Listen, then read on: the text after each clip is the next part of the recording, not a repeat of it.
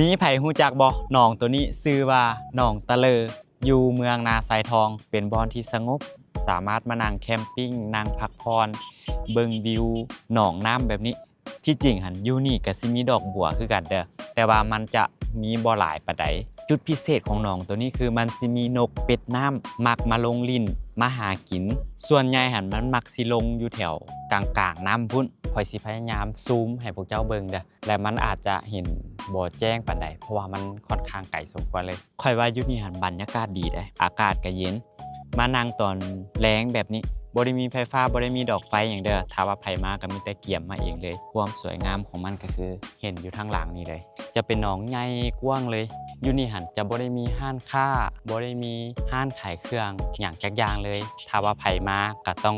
เกี่ยมมาเองอยากกินหยังก็ต้องได้เกี่ยมมาเองทั้งหมดหนองตัวนี้หันนอกจากจะให้ความสวยงามแล้วก็ยังเป็นบ่อนทำมาหากินของคนเขตนี้นํโดยเฉพาะการหาปูหาปลาอยู่ไกลๆพูน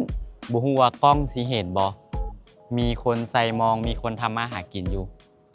เห็นบ่เหือไก่ๆพุ่นน่าจะเบิ่งบ่เห็นดอกอยู่ในกล้องถ้าว่ามีเหือพายไปกลางถ่ายรูปอยู่กลางน้ำนี่โคตรงามเลยซึ่งมันเป็นหนองหนึ่งที่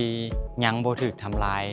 บรรยากาศอ้อมๆเขตนี้คนก็มาบ่หลายคนฮู้จักบ่หลายซึ่งข่อยเชื่อเลยว่าคนฮู้จักนี่น้อยเป็นบ่อนลับเลยแหละถ้าว่าไผต้องการแบบแคมปิ้งแบบเงียบสงบแบบครอบครัวหรือว่าหมู่คู่แบบนี้บ่อนนี่เหมาะสมที่สุดเลยบ่ได้มีเสียงพอกเสียงเพลงอีหยังนี่บ่มีทั้งนั้น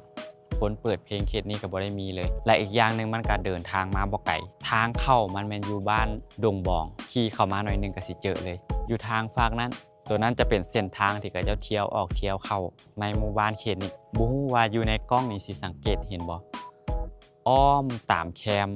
หนองสิมีเฮือนคนอ้อมเป็นจำนวนหลายเลยนี่โดยเฉพาะฝากนี่นี่บ่แน่ใจว่าสิเป็น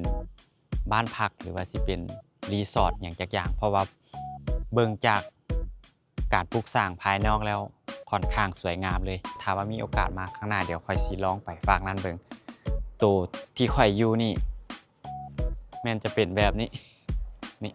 บ่อนที่ข่อยอยู่นี่บริเวณนี่ก็สิเป็นแบบนี้เลย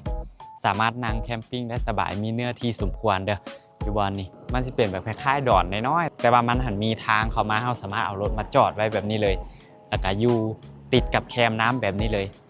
อยู่นี่ฮะอากาศบริสุทธิ์สดชื่นยามแล้งแบบนี้หันเจ้าได้ยินเสียงนกเสียงเขียดห้อง